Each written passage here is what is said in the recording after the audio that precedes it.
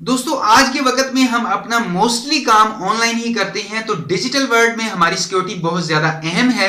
तो आज आप ये वीडियो देखते रहिए, क्योंकि आज इस वीडियो में मैं आपको बताने वाला हूं टू स्टेप ऑथेंटिकेशन के बारे में, या टू फैक्टर वेरिफिकेशन के बारे में, या जो आप ओटीपी वगैरह सुनते हैं उसके बारे में। अस्सलाम वालेकुम दोस्तों, मेरा नाम है काशिफ और आप देख रहे हैं टेक इन्फो EDU। तो चलिए शुरू करते हैं।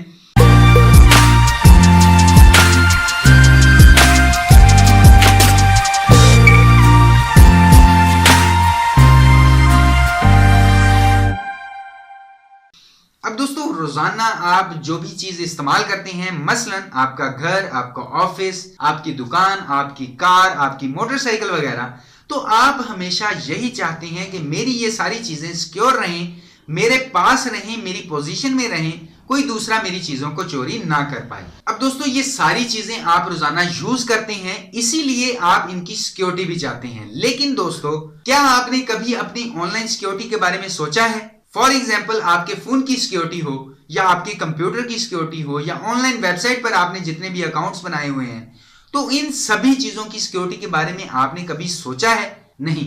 बस हम वहां पर चूज करते हैं नॉर्मल एक यूजर नेम और एक पासवर्ड, और यहां तक कि वो जो पासवर्ड हमने चूज किया होता है वो भी बहुत सिंपल होता है। मिसाल के तौर पर हम में से बहुत से दोस्त पासवर्ड चूज करते हैं जिनमें या तो हम अपना खुद का नाम रखते हैं, या किसी बच्चे का नाम रख देते हैं, या अपने किसी स्कूल का नाम, या किसी कॉलेज का नाम, या डेट ऑफ बर्थ, या कुछ दोस्त तो अपना मोबाइल नंबर ही पासवर्ड चूज कर लेते हैं। और ये हम इसलिए रखते हैं कि हम अपना पासवर्ड कभी भूलें ना, और हमें वो पासवर्ड हमेशा याद रहे।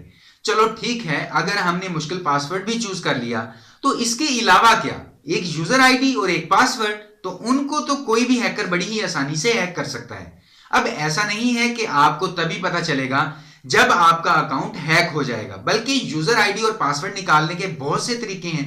तो फिर चाहे आप अपने पासवर्ड ब्राउजर में सेव करते हो, चाहे आप पब्लिक वाईफाई को यूज करके कोई ऑनलाइन काम करते हो, या चाहे आप किसी नेट कैफे में जाकर अपने अकाउंट को लॉगिन करके काम करते हो, या फिर आपके कंप्यूटर में ही कोई मेलवेयर या की लॉगर इंस्टॉल किया गया हो, या मान लीजिए कि आपके ऊपर कोई फिशर अटैक होता है, या नॉर्मली अगर आप बहुत सी वेबसाइट पर अपना यूजर आईडी और पासवर्ड सेम चूज करते हैं, उनको चेंज नहीं करते, तो दोस्तों ऐसे में आपको तो नहीं पता कि जिस वेबसाइट पर आपका अकाउंट है वो कितनी सिक्योर है।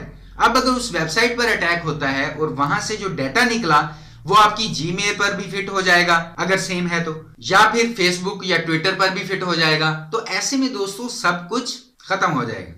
अब दोस्तों यहां पर हमारे पास जो सिक्योरिटी मेथड है वो सिर्फ एक है। अब मान लीजिए कि किसी को आपका यूजर आईडी पता है, किसी को आपका पासवर्ड पता है, तो ऐसे में आपकी तो कोई जरूरत ही नहीं रही, सिंपली यूजर आईडी या पासवर्ड दें और लॉगिन कर लें। इसीलिए हमें जरूरत पड़ती है टू स्टेप ऑथेंटिकेशन की, या टू स्टेप वेरिफिकेशन की।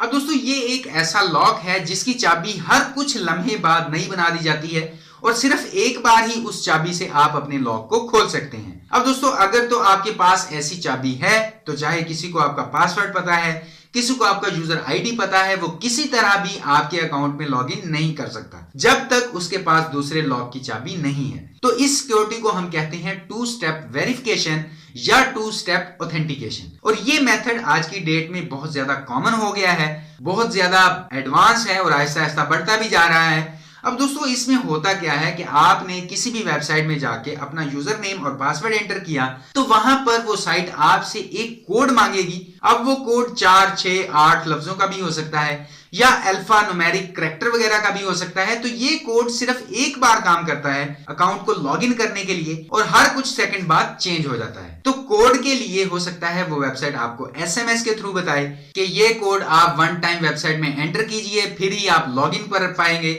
या फिर हो सकता है कि वो वेबसाइट आपको ईमेल में कोड सेंड करे, या हो सकता है कि आपने अपने फोन में गूगल ऑथेंटिकेटर ऐप को इंस्टॉल किया हो, जहां पर आप बार बार हर 30 सेकंड में ओटीपीज को चेंज होता देख रहे हो। या हो सकता है कि आपके पास डोंगल या यूएसबी टाइप की कोई डिवाइस हो, जिसे आप अपने सिस्टम के साथ लगाएंगे तो ही वो लॉगिन हो पाएगा। तो ऐसी बहुत सी चीजें हैं जिनको इस्तेमाल करके हम सिक्योरिटी लेवल को हाई एंड बना सकते हैं। तो यहां पर दोस्तों मैं आपसे यही कहूंगा कि आप जिन भी वेबसाइट को यूज करते हैं, अगर आपको वहां पर टू स्टेप वेरिफिकेशन का ऑप्शन मिलता है, तो उसे लाजमन यूज करें। अब चाहे वो फेसबुक हो, ट्विटर हो, इंस्टाग्राम हो, जीमेल हो, याहू वगैरह हो, तो आपको लाजमन यहां पर 2 स्टेप ऑथेंटिकेशन को यूज करना चाहिए। अब दोस्तों ये कोई मुश्किल काम नहीं है, बहुत ही आसानी से आप वेबसाइट की सेटिंग में जाकर इस ऑप्शन को अनेबल कर सकते हैं। और फिर होगा ये कि यूजर नेम और पासवर्ड एंटर करने के बाद आपको एक कोड रिसीव होगा आपके फोन पर या आपके ईमेल अकाउंट में। बस उस कोड को यूजर नेम और पासवर्ड के बाद एंटर करें और लॉगिन हो जाएं और आपका अकाउंट फुली सिक्योर भी बन जाएगा। तो दोस्तों उम्मीद करता हूं कि आपको ओटीपीज या 2 स्टेप वेरिफिकेशन या 2 स्टेप ऑथेंटिकेशन के बारे में अच्छे से पता चल गया होगा। वीडियो देखने के लिए आपका बहुत बहुत शुक्रिया। और अगर आपका कोई भी सवाल हो या राय हो तो वीडियो के नीचे कमेंट जरूर कीजिएगा। और अगर अभी तक आपने टेक इन्फो एडू को सब्सक्राइब नहीं किया तो टेक इन्फो एडू को सब्सक्राइब करने के साथ साथ वीडियो को लाइक भी कर दीजिए, शेयर भी कर दीजिए, क्योंकि मैं आपके लिए रोजाना यहाँ पर इसी तरह की टेक वीडियोस लेकर आता रहता हूँ। तो अभी के लिए इस वीडियो में इतना ही। नेक्स्ट वीडियो में इंशाल्लाह मुलाकात होगी। अपना ख्याल रखिएगा। अल्लाह हाफिज।